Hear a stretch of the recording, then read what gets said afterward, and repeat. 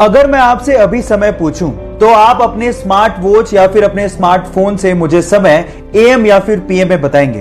पर सवाल यह है कि एएम और पीएम का मतलब आखिर होता क्या है। तो मैं आपको बताता हूं। हमारे पूरे दिन को 12-12 घंटे के इक्वल पार्ट्स में डिवाइड किया गया है। दोपहर 12 बजे के पहले का समय हम लोग एएम, जबकि दोपहर 12 बजे के बाद के समय को हम लोग पीएम में बताते हैं।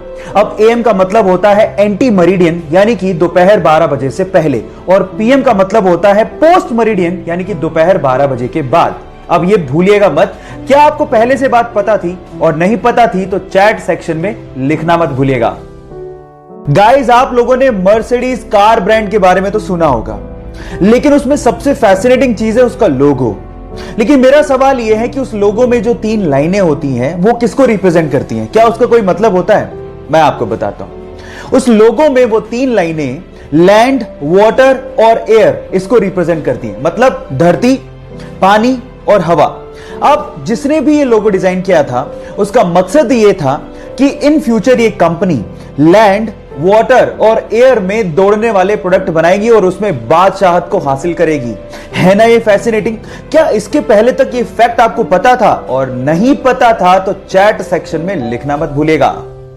हमारी अर्थ का एकमात्र नेचुरल सैटेलाइट यानी कि प्राकृतिक उपग्रह है चंद्रमा। अब उसके बारे में एक इंटरेस्टिंग फैक्ट बताता हूं। आपका अभी इस वक्त जितना भी भार है उसका सिर्फ 1/6 भार ही आप लोगों को मून पे फील होगा। मतलब मान लो कि आप 60 किलो के हो तो उसका 1/6 यानी कि सिर्फ 10 किलो का भार ही आप लोगों को मून पे फील होगा, यानी कि आप अपने आप को हल्का महसूस करोगे। और यह होता है ग्रेविटेशन की कमी की वजह से। और अगर मान लो आपको अपना भार कम करना है तो जिम जाने की बजाय आप चंद्रमा पे चले जाओ, वो ज्यादा अच्छा है। Just kidding. ये आपको पता था या नहीं पता था? चैट सेक्शन में लिखना मत भूलिएगा। गाइस, ये तो आपको पता ही है कि प्लेन्स बहुत ज्यादा भारी होते हैं। इनफैक्ट बोइंग 737 तो 80,000 केजी का होता है, और जब वो लैंड करते हैं तो उनकी स्पीड 250 से 300 किलोमीटर पर आवर होती है। पर आपने क्या कभी इमेजिन किया है कि इतनी स्पीड और इतने भार के साथ जब वो लैंड करते हैं तो उनके टायर्स कभी फटते क्यों नहीं है? मैं आपको बताता हूं। उनके टायर्स में रबड़ के साथ साथ एल्यूमिनियम और स्टील को भी मिक्स किया जाता है, और नॉर्मल कारों के टायर के अंदर जो प्रेशर से हवा भरी जाती है उससे 6 गुना ज्यादा प्रेशर से एरोप्लेन के टायर में नाइट्रोजन को भरा जाता है ताकि वो प्रेशर को सहन कर सके। गोल्ड यानी कि सोना रईसी की पहचान मानी जाती है।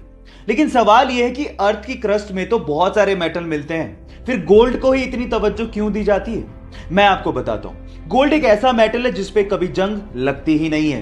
एक्चुअली जब भी कोई मेटल ऑक्सीजन और मॉइस्चर के कांटेक्ट में आता है तो उस पे जंग लगनी शुरू हो जाती है, जैसे कि लोहे का ब्राउन हो जाना, चांदी का काली हो जाना, कॉपर का ग्रीन हो जाना। ये सब कोरोजन यानी कि जंग लगने की वजह से ही होता है। लेकिन गोल्ड एक अनरिएक्टिव मेटल है जो ऑक्सीजन और मॉइस्चर के साथ रिएक्ट करता ही नहीं है। इसीलिए अर्थ की क्रस्ट से जब सोने को निकाला जाता है तो उसे प्रोसेस करने तक की जरूरत नहीं पड़ती, क्योंकि वो प्योर फॉर्म में ही पाया जाता है।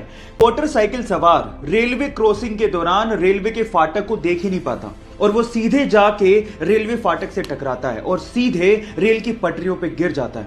वो इतनी बुरी तरह से घायल हो जाता है कि उससे खड़ा भी नहीं हो जा रहा था, और सामने से ट्रेन आ रही थी।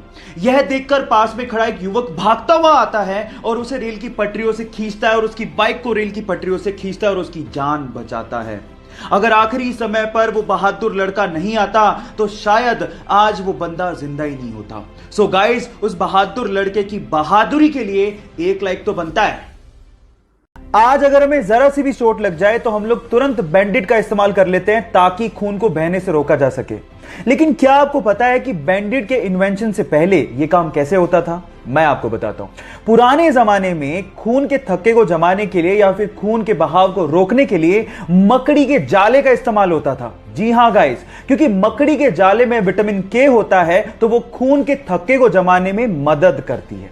क्या आपको इसके पहले से यह फैक्ट पता था? और अगर नहीं पता था तो चैट सेक्शन में लिखना मत भूलिएगा।